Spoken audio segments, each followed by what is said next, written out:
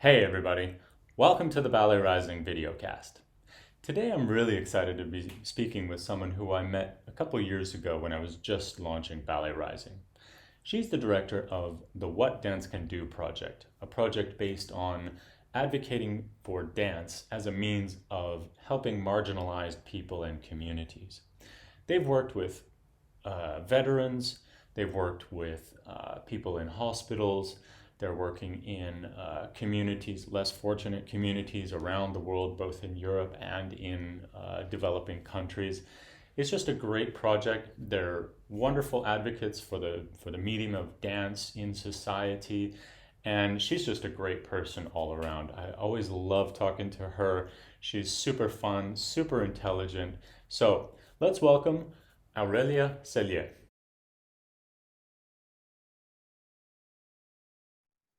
Okay, here we are with Aurélia. How are you? Hi, I'm good. What about you? Yeah, very good. Yeah, just hanging in there. We're all dealing with this coronavirus situation, but in general, pretty good. So yeah, things are rolling Yeah, along. it's weird times, but yeah, it is weird. Yeah, But yeah, it's okay. Here it's super snowy. I'm based in Zurich, Switzerland, as you might remember. yeah, yeah, yeah. And Great. it has been snowing a lot, so I see white out of the window. Oh, that's nice. Yeah, yeah. Here in Amsterdam, it's a bit. It's just gray. We had some snow the other day, but it only lasted about an hour. So, yeah. So we got in touch quite a while ago through a mutual friend of ours, and I started reading about your project, and I thought, wow, that's so cool. There's a lot of parallels between the What Dance Can Do project and Ballet Rising, and so it's just been a great time getting to know you and getting to know your project a little bit more, and just sort of looking for ways of about how we might collaborate and work together in the future. So I just wanted to sort of do a quick little introduction. I think, like I said, your project is really cool. You're a really fun person, and so I think it'd be worth it for everybody to get to know you a little bit. So, why don't you tell us a little bit about yourself, like where you're from, and just sort of how you got into dance and all. Mhm. Thank you so much for the invite. Oh yeah. Um, yes, so I am French, as you might have guessed with my tiny little accent. I've been in Switzerland for now quite a while, for 10 years. I'm not a professional dancer, and I never meant to be. Like many children, I was involved in dance classes and I loved it. And so a bit of ballet, a bit of jazz, a bit of Mm. hip hop, actually quite diverse.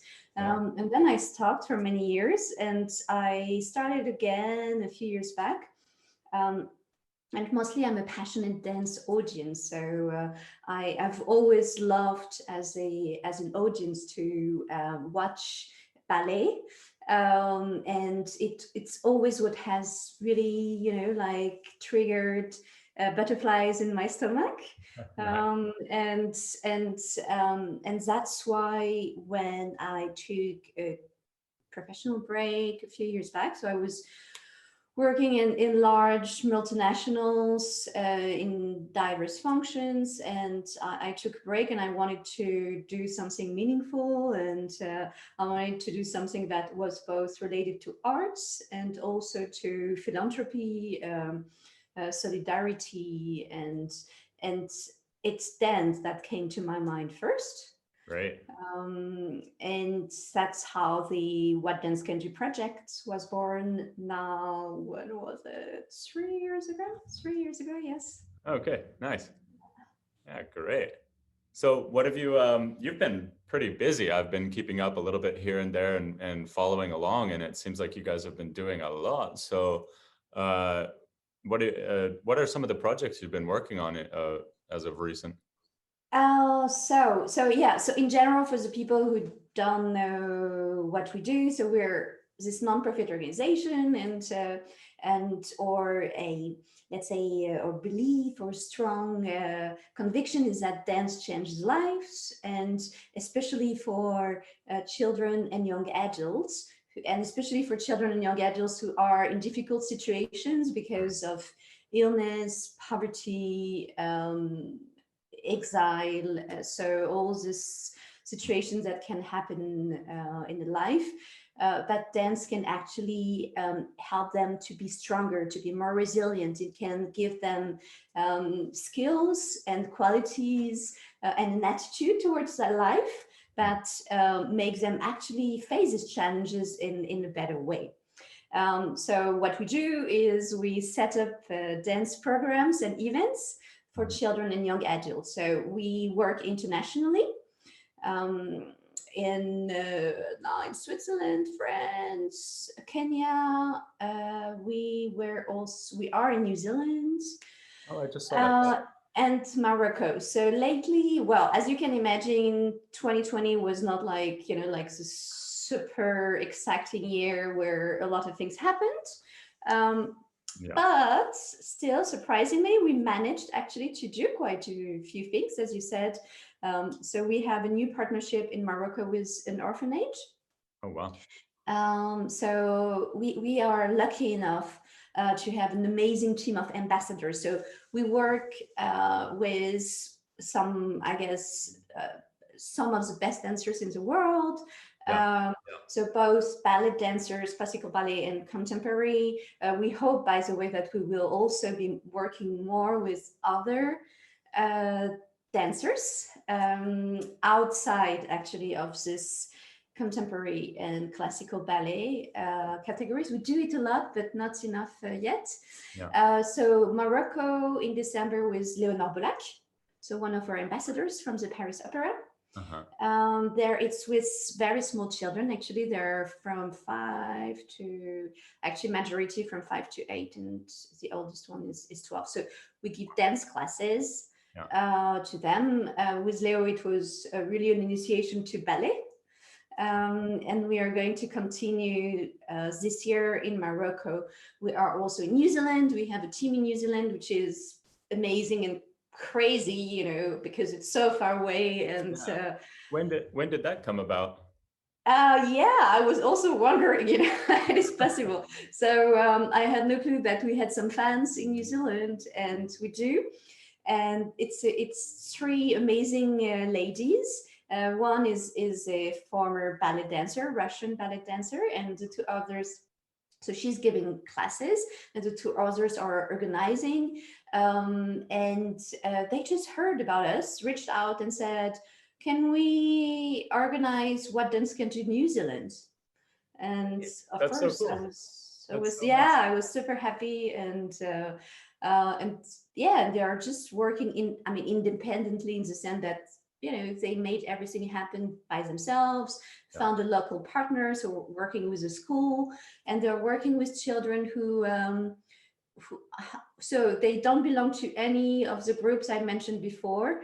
Luckily for them, actually, it's just that they don't have such an easy access to the arts and to a dance class. So they are super happy to thanks to the organization, to have access to a ballet class. And we worked on the a super cool project of Akram Khan company, because so Akram is one of our partners, and we worked with children in New Zealand on that's a new project.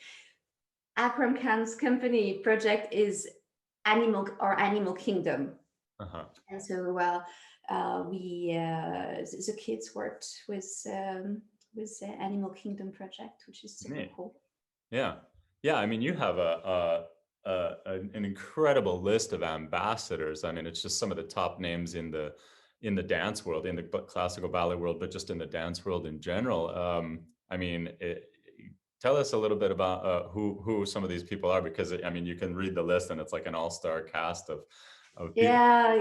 It's I'm so I feel so blessed, and I'm so grateful to have them on board. And by the way, not only the stars, but everyone who is helping us, because we have dancers from a bit all over the place. So we have a few French ambassadors, as you can imagine. Maybe it's because I am French, but we're so grateful, right? So we have actually three ambassadors from the Paris Opera.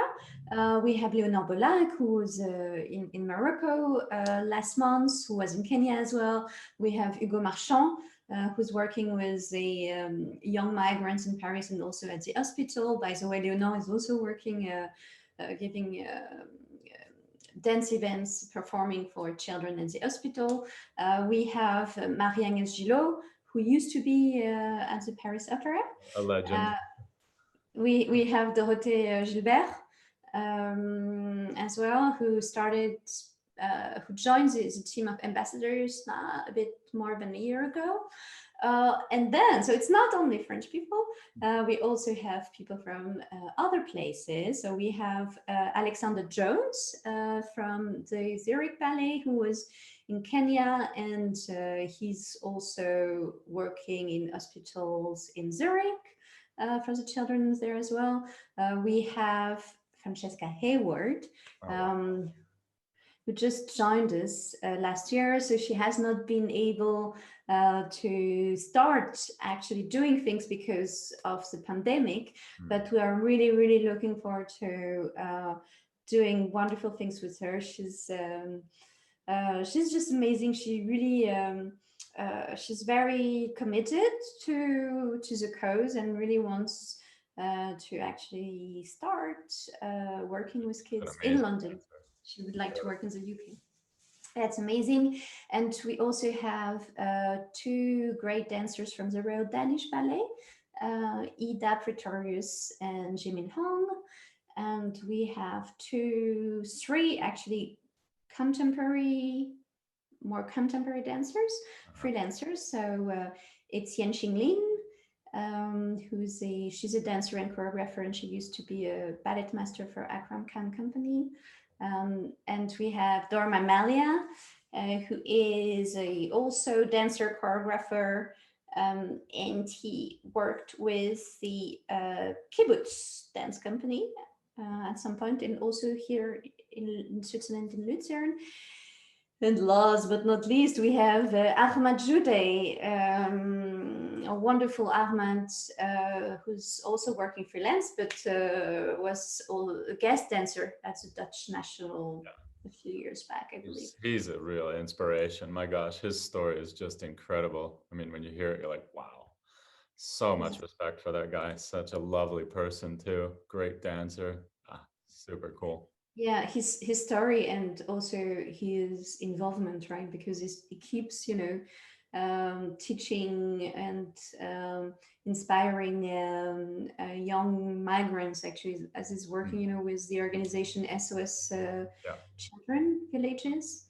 So the time he has, I think it's, he already went through so many challenges, and he's giving this time and energy for children who are in a similar situation. I think it's really quite something. Great guy. Yeah. Well, I mean, the first time I saw your ambassador, when I first saw your project, I was looking through the ambassadors. I was like, whoa, okay, that's quite impressive. But then I was looking through the list recently, and I'd noticed that it's grown even since then. So I was like, oh wow. So I mean, it just looks like despite COVID, you're really managing to make some real progress and doing some really special things. So I mean, congrats on that. That's really exciting. Yes, thank you. I try to use, as many of us, in different fields and in our different projects and contexts, I just try to do whatever I could still do last year. So of course we could, we kind of used, so New Zealand, they actually managed very well with COVID. So we were lucky to have this team to make things happen in New Zealand, in Wellington. And then we did a workshop in the UK just at a moment during summer when it was a bit better. In Paris, we managed also, because rehearsals are still possible in Paris. So we have a group of young, I mentioned earlier, of young people who are migrants. They are between 15 and 18 years old. And they arrived on their own in Paris, leaving their families behind in Sub-Saharan Africa. Wow. They're passionate about dance. So we do workshops with them, and we also prepare a stage, which we don't know actually now when it's going to happen. But so we managed to rehearse, saying, oh, these guys are rehearsing. So taking, of course, all the measures, social distanciation, and Yeah. wearing the mask, la la. Difficult. And otherwise, reaching out to the community, to institutions, to artists, to prepare for the future when hopefully it will be possible again to do more. Yeah, for sure. No, Mm. projects like this are so important. I mean, it's just introducing people to dance and it just gives people such a. I mean, there's so many people that have come from different backgrounds and things like that. Introducing people to dance sort of does so many things for people on a social level and physical level and all sorts of things. Just learning how to do something that gives you some kind of motivation or some kind of ideas, a creative outlet to focus your energies on. It's yeah, it's just great that projects like this exist. So really exciting. Thank you. Thank you. Yes, we hope to continue growing, and really our mission is to show that dance is not only a hobby, it's not only a nice to have, it's something actually that should not be considered as a cost, but as an investment for Absolutely. Yeah. individuals, for society. Ideally, we would even like to be able to measure, the impact it has. Mm. Yeah. If we could even put like a tag, like a figure on it saying, yes, that's how much, because that's how you get actually investment. If you're able, unfortunately, to say that's how much it brings, because it's also part of the economy, and it's socio-economic development. People who are dancing, youngsters who are dancing, they're not on the street. It's a caricature, but they wouldn't be on the street selling drugs or just at home doing nothing much, or no, they have a purpose. They develop this discipline. They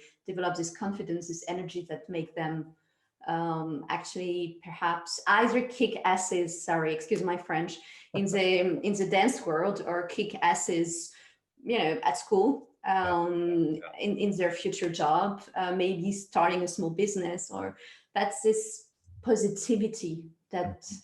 dance is in this confidence that dance is bringing, that is actually very key to also economic growth. Mhm. I think it's really unfortunate because so many societies and governments have looked in the past at something like sports, and they look at it as when they support it, they look at it as an investment.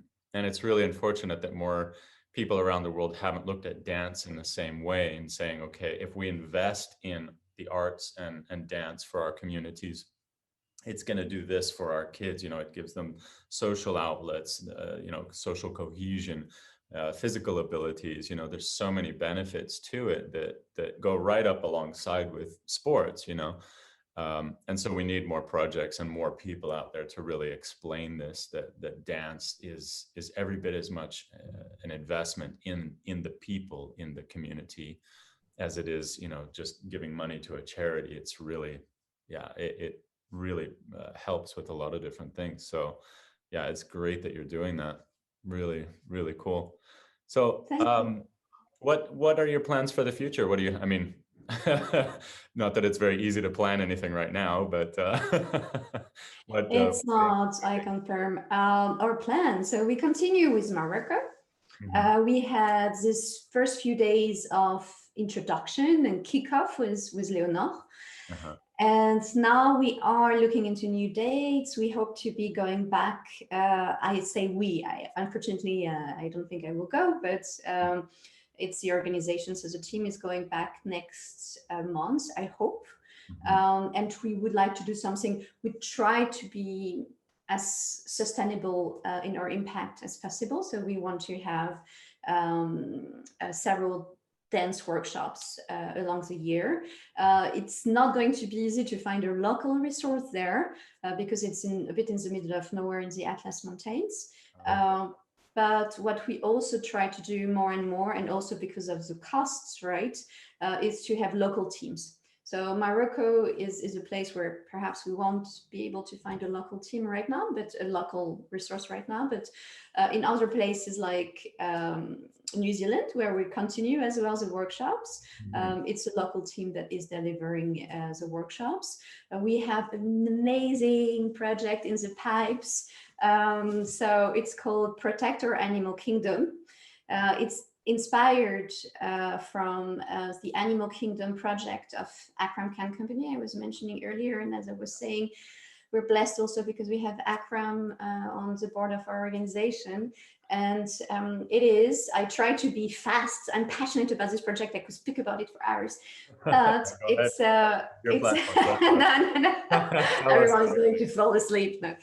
So it's an interdisciplinary project, because what also I want to show is how dancing is relevant to our world. So how dancing can be relevant also to diversity protection. So our animal kingdom, from the project from Akram, was about finding the animal, getting in touch with the animal in ourselves, and to portray animals through movement and dancing. So we want to keep that.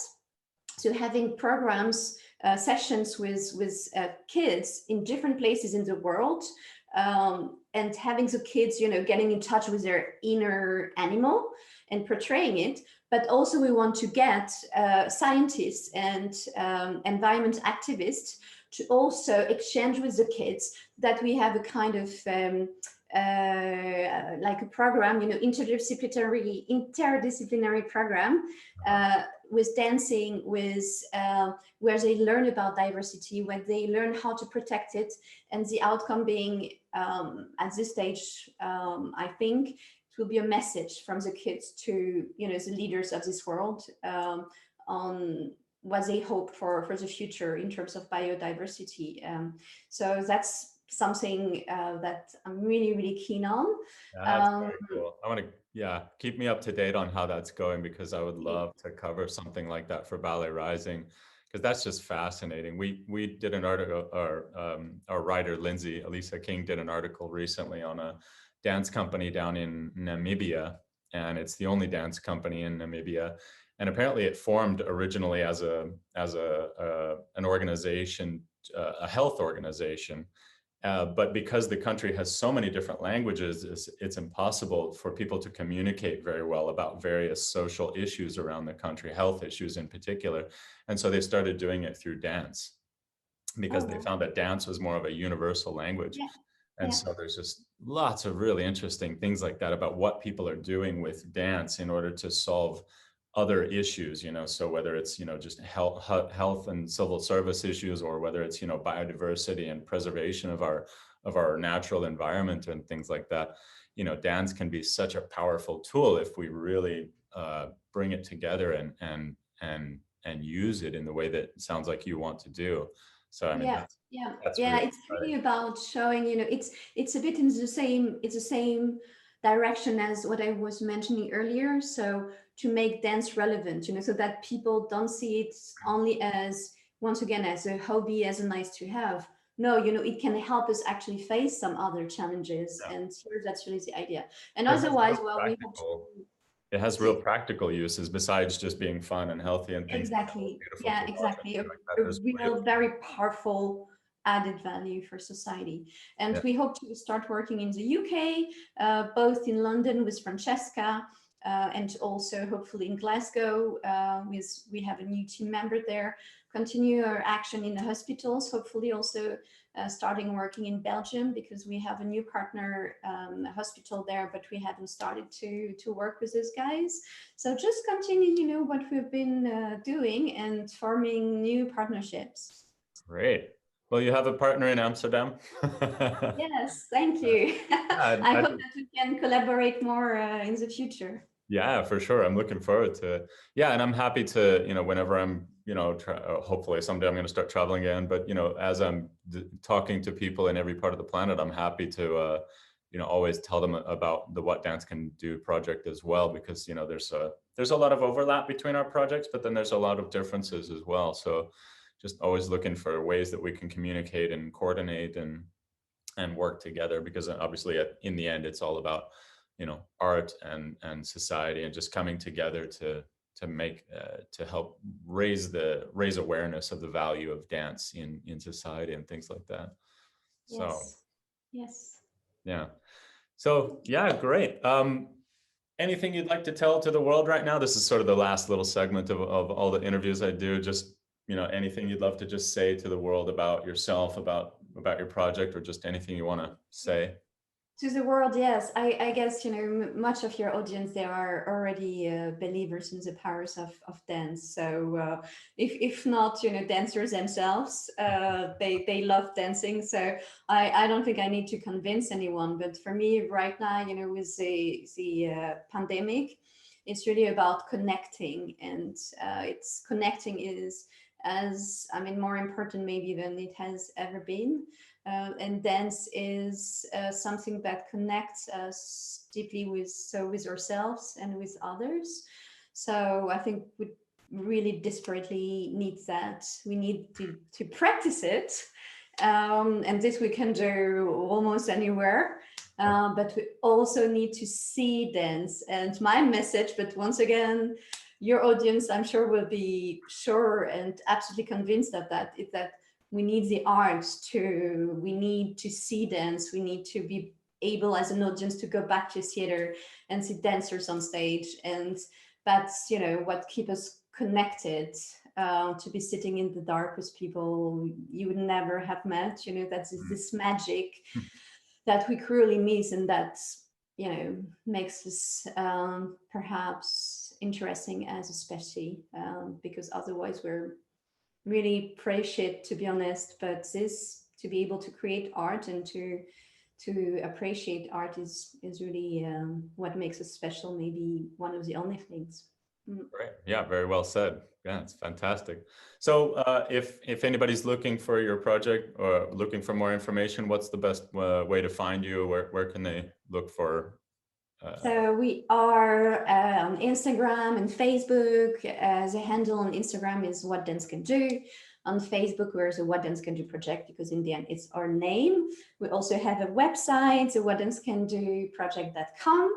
And you can send us a message very easily, and I try to be as responsive as possible, because we are a team working for the organization, but I'm handling a large part of the work. Yeah, cool. So Yeah, I can write imagine. to us. Cool. Be in Well, thank you so touch. much. I really appreciate you Thank coming on. It was great to talk to you again, and I Yes. really want to talk to you some more in the future when we have some more specific subjects to discuss. So it'll be great to get together again, and together we can help the world thrive through dance. Looking forward to that. Great. Well, good to talk to you. Good to see you. Yes. Ciao. Ciao. Take care.